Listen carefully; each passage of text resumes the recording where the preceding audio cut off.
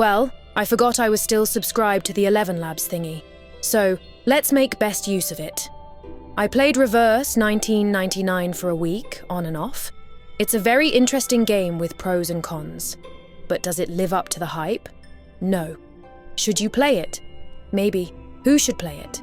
If you like the character's art, like gameplay with cards, combos, and you need a game to pass time, then yes. Who shouldn't play it? If you want a flushed-out story to enjoy or a sophisticated game, well, at least not right now. There will be timestamps and you can skip to the end for gameplay and story. Let's quickly go through the game. The main screen looks like your typical gacha screen. You have your standard battle pass here.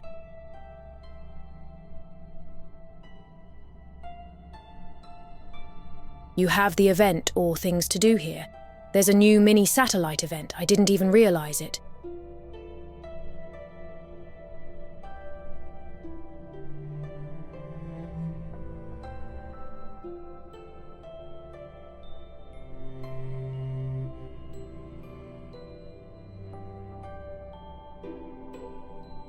Mail is mail. Task is task, your objectives to get resources. There's the main story 1 and daily weekly. The warehouse is just your inventory. Materials are for level up, promotion, upgrading buildings and whatnot.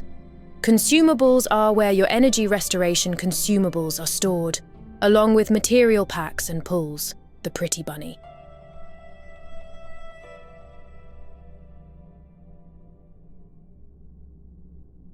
Psycube is basically your equivalent of Genshin's weapon or Honkai, Star Rail's light cone. Fortunately, these are free. I heard the community backlashed and got Bluepock to take out the weapon banners. The bank is where you spend real money and in-game currency to buy stuff. The first 2 are basically in-game ads to try to get you to spend. If you want to, you can look up detailed guides on it. But there is a freebie. It's under Telemachine, and you can open one every 5 or 10 levels. So when you do pulls or summons, you get the lost currency, and you can spend them at the pawn shop. Most are farmable except the Unilog and the 2 characters. So try to avoid buying materials.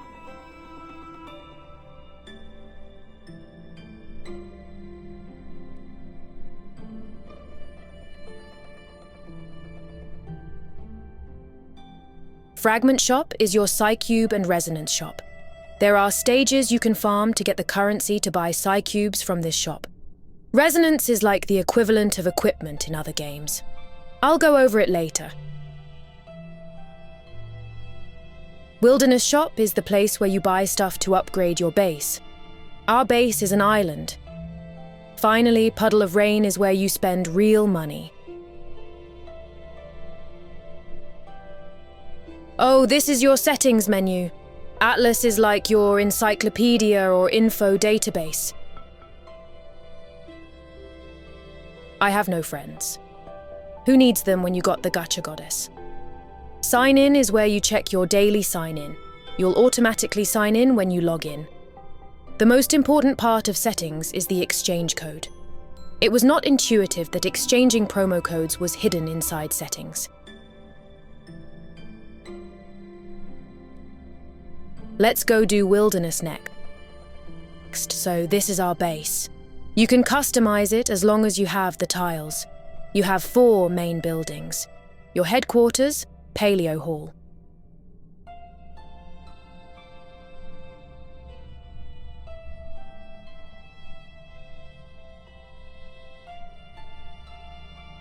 Dust Bell Tower produces dust. Sharpodonty Market produces Sharpodonty. Wishing Spring helps you craft stuff. Paleo Hall upgrades are locked by story progression. And your Dusk, Sharp and Crafting Factories upgrades are locked by Paleo Hall.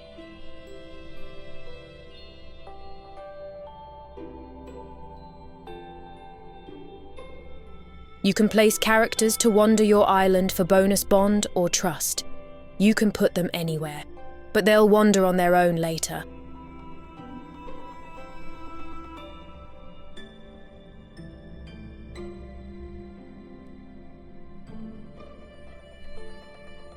And you can edit your actual island or place buildings here. The buildings give you bonuses, but they do have requirements. For the editing, you basically buy packs from the wilderness shop, and you get tiles and you can place however you want.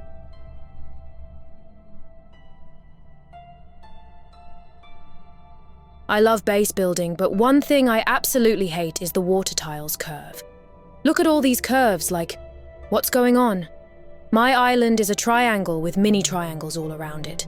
I don't even know what to say.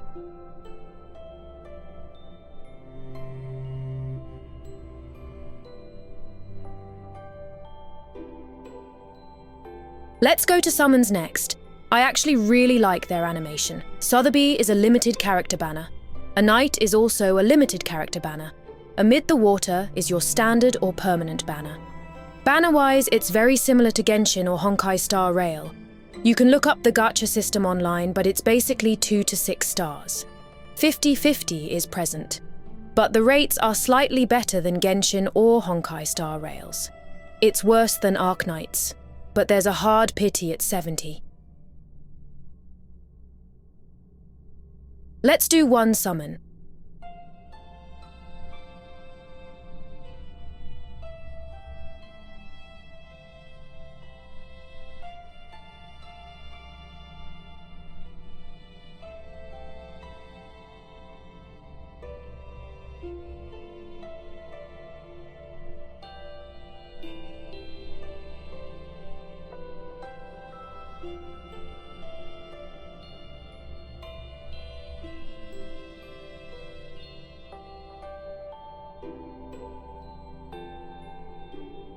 Second last thing is characters. These are my characters. I forgot how many pulls I did, but R99 has a very interesting choice of characters. There are actually very few characters where I would call it a waifu or husbando. Eternity is definitely a waifu. Sonetto. Not so much. Bekorneblume is cute. I like her. I don't know what's going on with Balloon Party. I feel like characters like these actually deter a lot of the gacha players, as most are looking for waifus or husbandos. And R99 is probably not that appealing to the cultured players. I feel like most, or all the characters, have some kind of reference to something. I didn't look it up, so I don't know. But like Dika reminds me of a vampire or Dracula. Tenant is familiar, but I can't put a name to her. Necrologist is the same.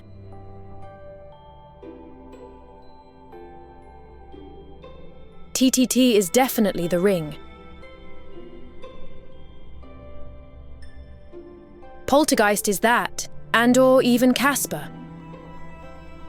Oliver Fogg is Oliver Frog. Bunny Bunny is Playboy Bunny. I feel like I should know Nick Bottom. Twin Sleep is slipping my mind.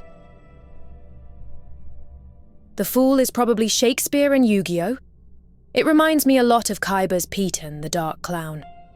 The Fool's ability is to taunt and deal damage back. It is a clown-like thing. But it also reminds me of Kaiba's Attack Guidance Armor and Deck Destruction Virus. Sputnik is to Sputnik 1. Let's look at the character building. I like this screen more than Arknight's. It's cleaner. Here's the elemental system.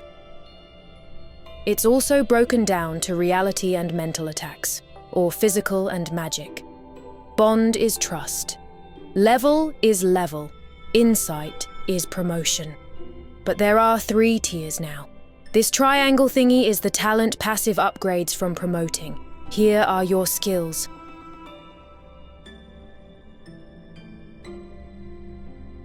Psycube is your weapon.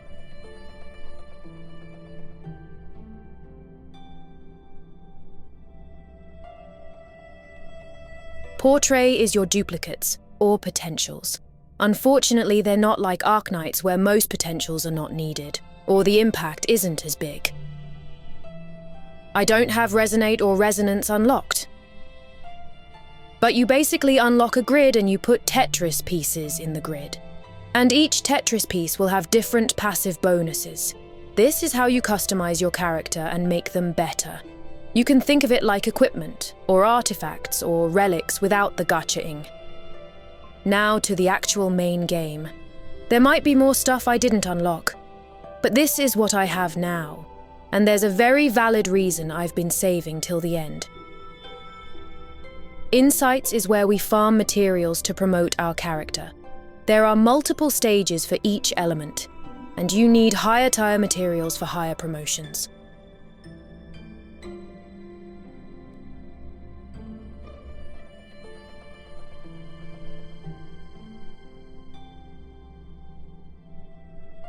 Resources is where you farm Psycube currency, your island's upgrading material,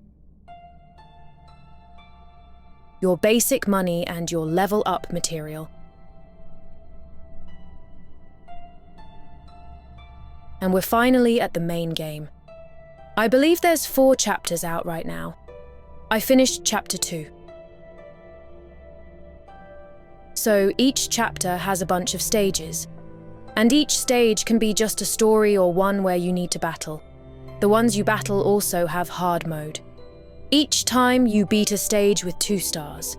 These stars will accumulate, and you'll get bonus rewards. They call these stars traces.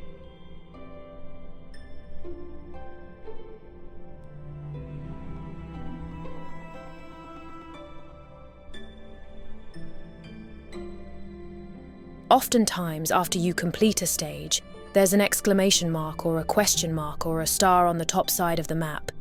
It's side missions or flavor text or lore from the main story.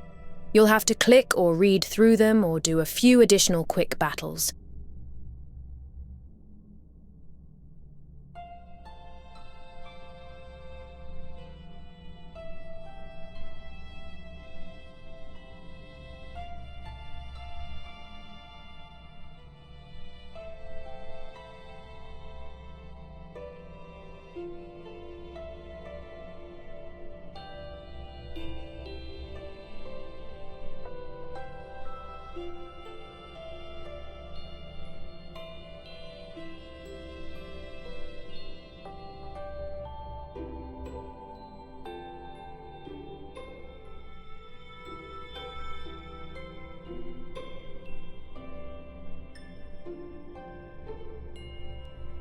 Let's do a quick battle before the last thing I've been holding back. Let's do the hard mode, since I need to anyways. Hard mode has additional conditions. You can read it to see what to expect. They're usually buffs or debuffs for allies, enemies, or all. In this example, it's really good to use character who can debuff the enemies.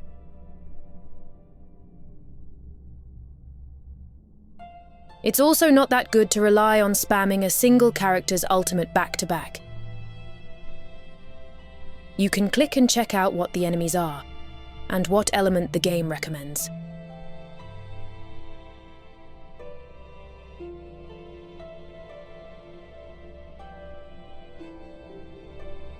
For me, I don't have any blue star built, so there's no way I can take advantage of it.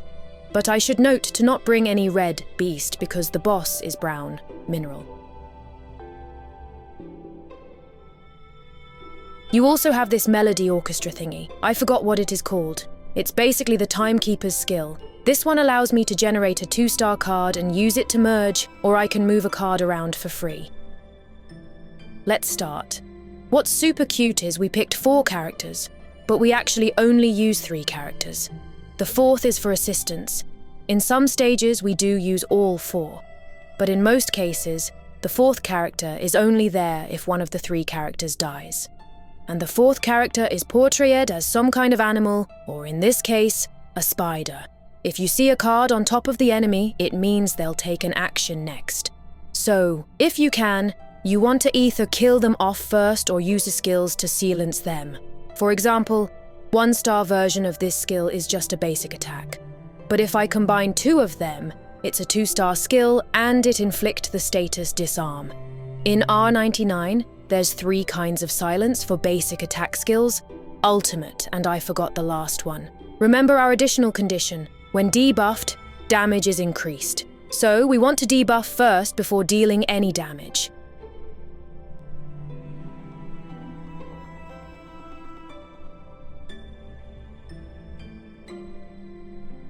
This arrow here means this skill has a condition, and if the condition is met, it'll do more damage.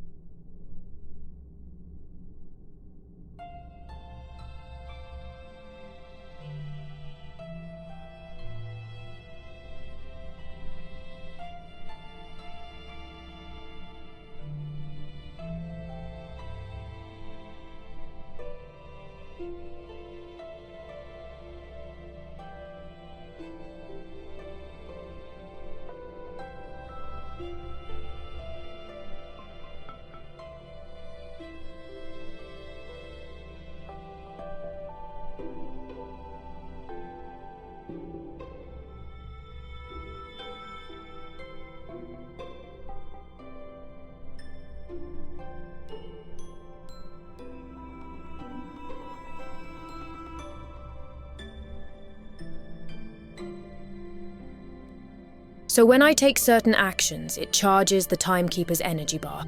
And the skills we selected earlier have a cost. Unfortunately, I don't have enough. The enemy on the left has that black window thingy. That's their ultimate. It'll hurt. So let's try to kill him first.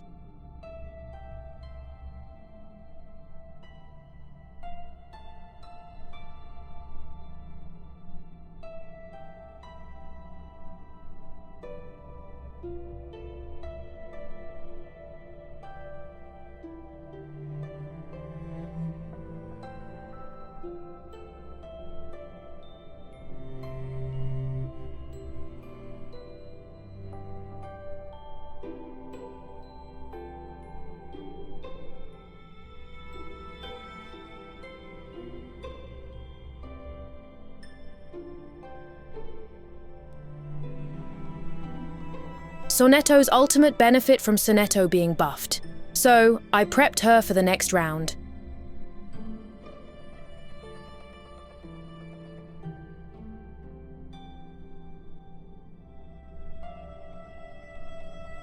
I'm going to use Timekeeper's skill to move the debuff so it doesn't take an action. I'll debuff the whole team, use Sonetto's ultimate and silence one of the other enemies.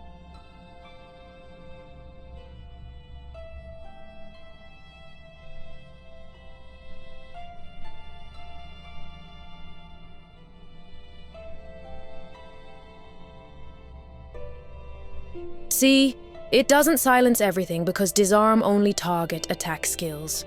Crap. I hate Petrifi. I don't have much choices.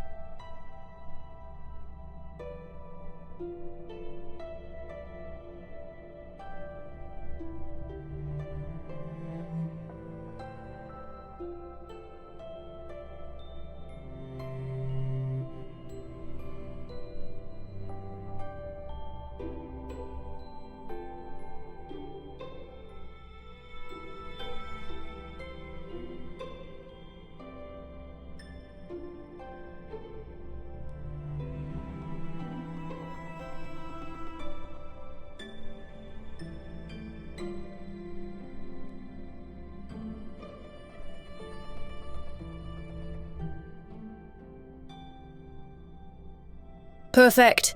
Sonetto didn't die, but I failed the second objective.